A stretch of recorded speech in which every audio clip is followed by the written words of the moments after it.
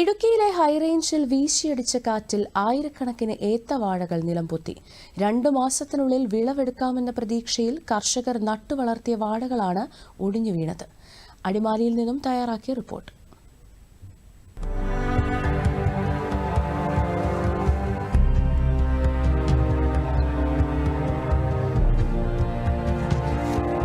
കനത്ത മഴയിലും കാറ്റിലും അടിമാലി പഞ്ചായത്തിലെ വിവിധ പ്രദേശങ്ങളിലായി 5000-ഓളം ഏത്തവാഴകൾ ഒടിഞ്ഞു വീണു. അടിമാലി, മച്ചിപ്ലാവ്, ഇരുമ്പുപാലം പ്രദേശങ്ങളിലാണ് വൻതോതിൽ കൃഷിനാശമുണ്ടായത്.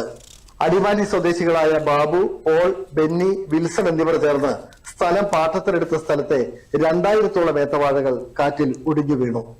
2 മാസത്തിനുള്ളിൽ വിളവെടുപ്പ് നടത്താൻ പ്രതീക്ഷയോടെ പരിപാലിച്ച വാഴകളാണ് കഴിഞ്ഞ ദിവസം നിലംപൊത്തിയത്.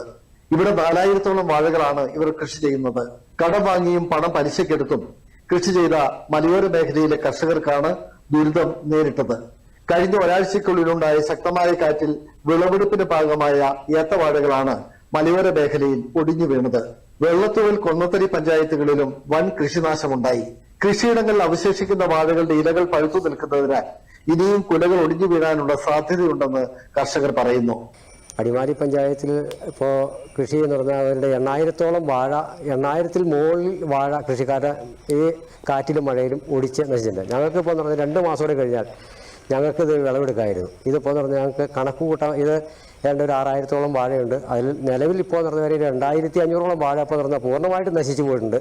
ഒന്നും കിട്ടാത്ത അവസ്ഥയിൽ ഈ വാഴ ബാക്കി നിൽക്കുന്നതും ചാഞ്ഞും ചെരിഞ്ഞും ഇതിപ്പോൾ തന്നെ പഴുപ്പ് കയറി തുടങ്ങി, വെള്ളവും മഴയും കൂടിയായിട്ട്. ഈ 6000 വാഴയും ശരിക്കും പറഞ്ഞാൽ ഞങ്ങൾക്ക് എന്ന് പറഞ്ഞാൽ ഒന്നും കിട്ടാത്തൊരവസ്ഥയിലാണ് ഇപ്പോഴത്തെ അവസ്ഥയിൽ. കാലാവസ്ഥയുടെ ഒരു പ്രതികൂലമായ സാഹചര്യവും ഞങ്ങൾ എന്ന് പറഞ്ഞപ്പോൾ വളരെ കഷ്ടത്തിലാണ്. ഞങ്ങൾ ഓരോരുത്തരും എന്ന് പറഞ്ഞാൽ ഇത് പാട്ടകൃഷിയാണ്. ഇതിന് പാട്ടം കൊടുക്കണം. ഇത് എന്ന് പറഞ്ഞാൽ പലിശയ്ക്ക് മേടിച്ചൊക്കെയാണെന്ന് പറഞ്ഞാൽ ബാങ്ക് ലോണും പലിശയ്ക്ക് മേടിച്ചൊക്കെയാണ് ഞങ്ങൾ ഈ കൃഷി ചെയ്യുന്നത്. ഇനിയിപ്പോൾ എന്ന് പറഞ്ഞാൽ മുന്നോട്ട് പോകാൻ, അടുത്ത കൃഷി ചെയ്യാൻ എന്ത് ചെയ്യണം എന്നുള്ളതിനെക്കുറിച്ച് വളരെ ആശങ്കയിലാണ് ഞങ്ങൾ. ജില്ലയിൽ കാർഷിക മേഖലയിൽ വൻ നാശനഷ്ടങ്ങളാണ് ഉണ്ടായത്. ഏത്തവാഴകൾക്ക് പുറമെ ഏലം, ജാതി എന്നീ വിളകളും കാറ്റിൽ നിലംപൊത്തി.